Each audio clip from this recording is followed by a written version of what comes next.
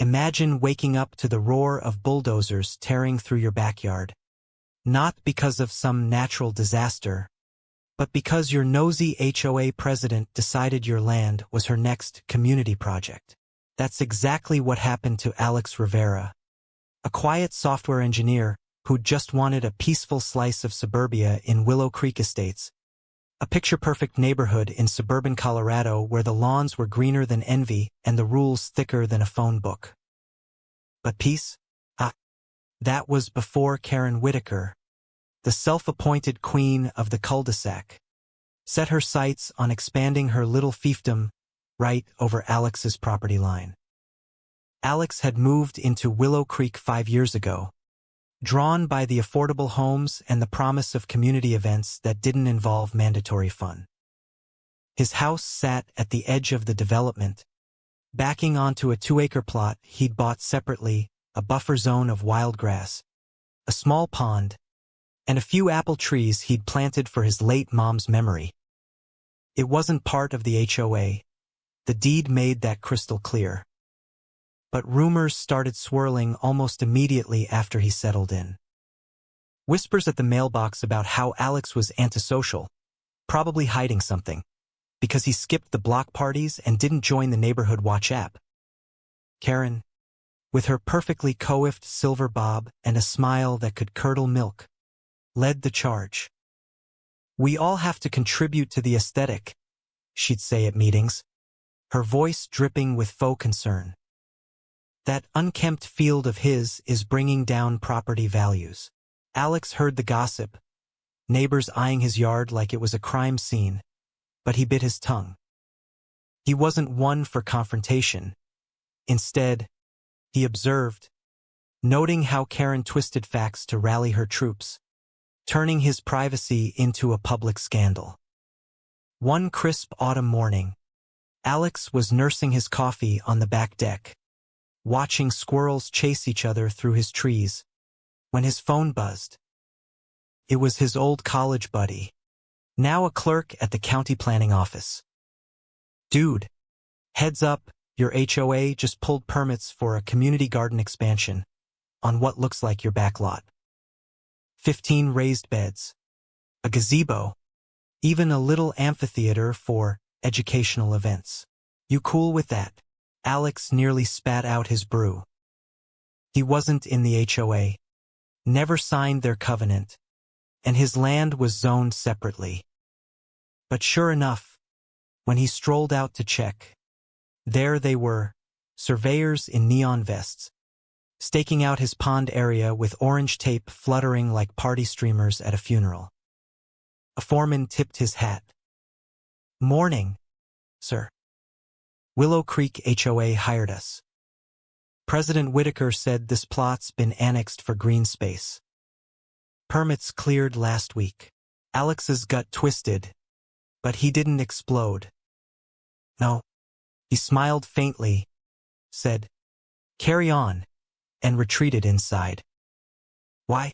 Because he'd seen Karen's type before, the power-hungry busybody who thrived on drama. Rushing in would just paint him as the villain. Instead, he'd wait, watch, and gather ammo. Let her dig her own grave, one ridiculous rule at a time. Over the next few months, the garden took shape, but it was no humble veggie patch. Karen's vision ballooned into a mini-empire. Ornate flower beds with imported perennials that cost more than Alex's monthly mortgage. Solar-powered lights lining paths that snaked across his property. And that gazebo, the gazebo, a gaudy octagon with engraved plaques thanking visionary leaders like President Whitaker. Workers poured concrete footings, installed irrigation systems fed from the community's water line without asking, and even erected a wrought iron fence around the whole thing, complete with a sign, "Willow Creek Harmony Gardens, enhancing our shared future." Neighbors oohed and awed at the progress, posting pics on the HOA Facebook group with captions like, "Thanks to Karen for making our hood bloom." But Alex, he documented every step from his upstairs window, Drone footage capturing the trespass inch by inch. Timestamps on photos of trucks dumping mulch over his apple tree's roots. He pulled public records too. The permits listed HOA-owned extension, but a quick title search confirmed. Not a dime paid. No easement granted. Karen had just assumed. The whispers about Alex grew louder. At the grocery store, Mrs. Patel from down the street cornered him. "I heard you're fighting the garden. Why so selfish? It's for the kids." Alex just shrugged. Haven't said a word, but inside, he seethed with that quiet rage that builds like a storm cloud. Karen ramped up the smear campaign at the next HOA meeting, which Alex eavesdropped on via a neighbor's leaked Zoom link. "Mr. Rivera is hoarding that land like a miser," she declared, her voice quivering with righteous indignation. "We've tried to reason with him, but he's uncooperative. This garden will foster unity. Think of the yoga classes, the book clubs." The board nodded like bobbleheads, passing a resolution to enforce aesthetic compliance on adjacent properties. Soon, Alex got his first violation notice in the mail. Unmaintained border vegetation, fine $50 per day until rectified. He paid it silently, but noted the irony. They were fining him for the mess their crews made. It was classic Karen. Cloak bullying in community standards, all while her ego inflated like a parade balloon. As winter set in, the project neared completion. They added benches with motivational quotes etched in, "Together we grow," and a community bulletin board where Karen pinned flyers for her re-election campaign. Alex bided his time, compiling a dossier thicker than a legal thriller. Emails from Karen to the county claiming implied consent for the build. Forged signatures on permit apps. He spotted the mismatch in her looping case. And even audio from a chance encounter at the hardware store where she bragged to a clerk. "That loaner's land is practically ours now. No one's challenged us in years." The black humor hit Alex one snowy evening as he watched workers string holiday lights on his stolen gazebo. Here was this woman, preaching harmony, while literally stealing his backyard for her glory. It was absurd, infuriating, yet almost comical, like a bad sitcom where the villain monologues her schemes without realizing the mix hot. Spring brought the grand unveiling. Karen organized a ribbon cutting with local press. Her pastel pantsuit screaming, "I'm in charge." She stood podium side, microphone in hand. "Friends, this garden isn't just plants, it's progress. We've turned neglected space into a beacon of togetherness." Applause rippled as she snipped the satin ribbon. That's when Alex emerged from the crowd, casual as you please, clutching a leather binder. "Nice speech, Karen," he called out, voice steady but laced with that edge that makes spines tingle. "But you do realize this beacon is built entirely on my private property, right?" The crowd hushed like someone hit mute. Karen's smile faltered, her eyes narrowing to slits. "Excuse me, Mr. Rivera, this is HOA land now. The board approved the integration months ago." Alex flipped open the binder, holding up the deed for the cameras.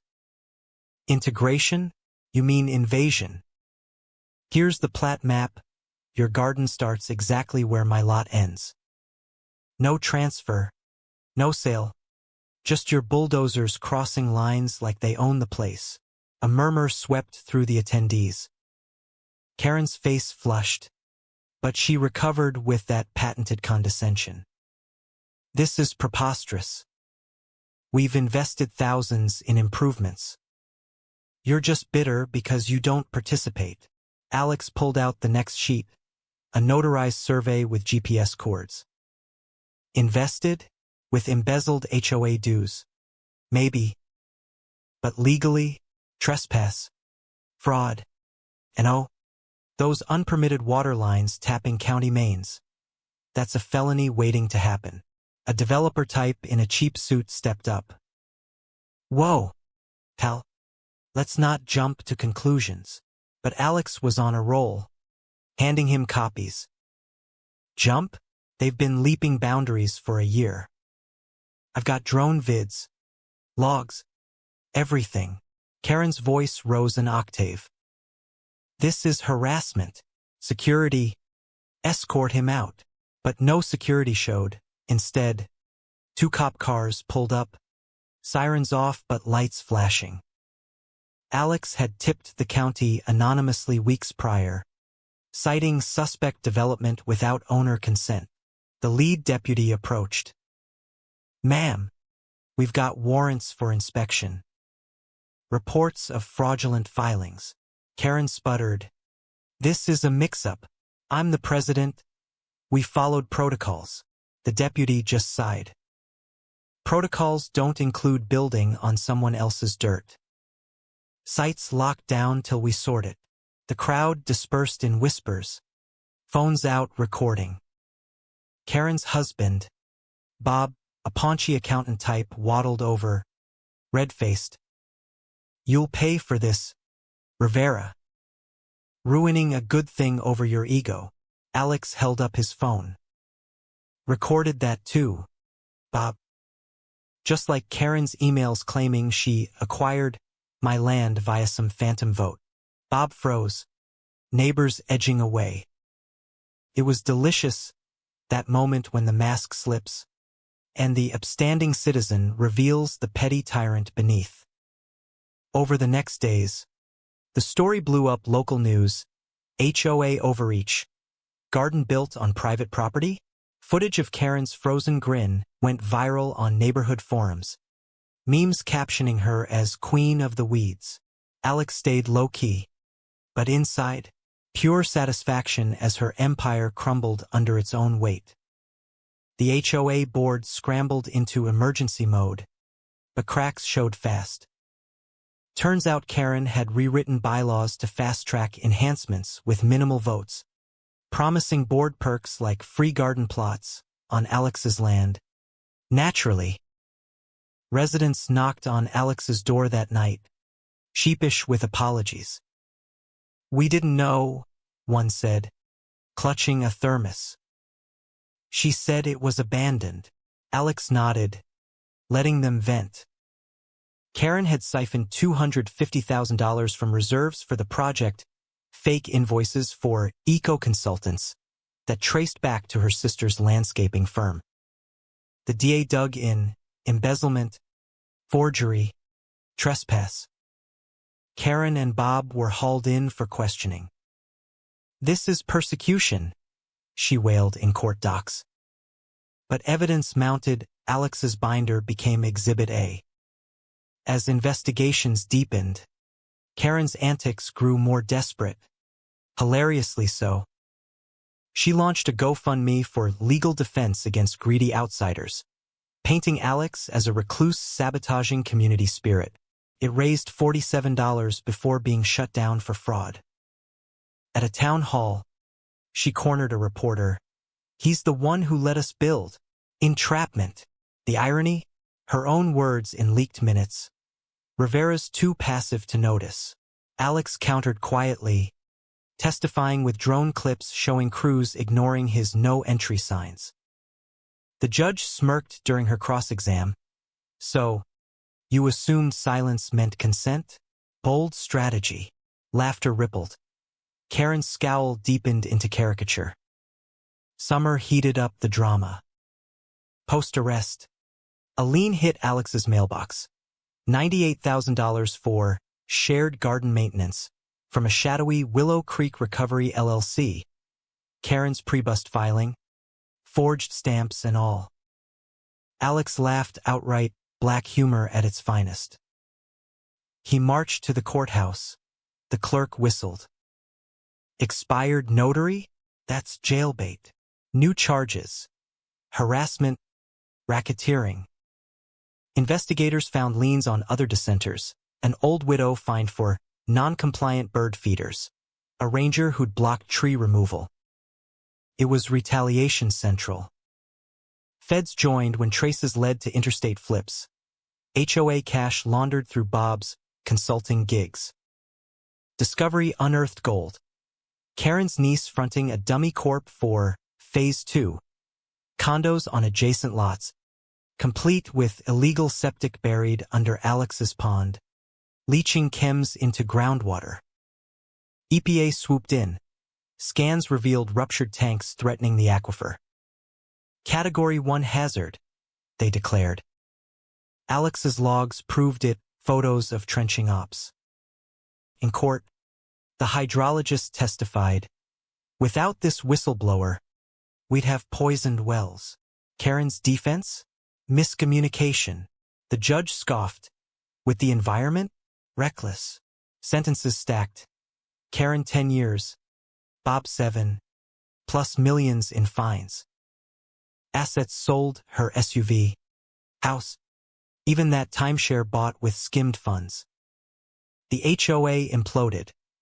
Residents voted to dissolve, forming a chill co-op for potlucks, not patrols. Alex donated garden remnants to vets programs, kept one bench for his deck. He tore down the fence himself, each clang a cathartic release.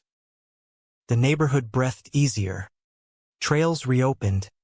Kids picnicked by the pond. Alex sat there one evening, hawk soaring overhead, thinking how close tyranny came, disguised as trimmings. But here's the kicker. Folks, was Alex the hero for playing the long game? Or did his silence enable the mess?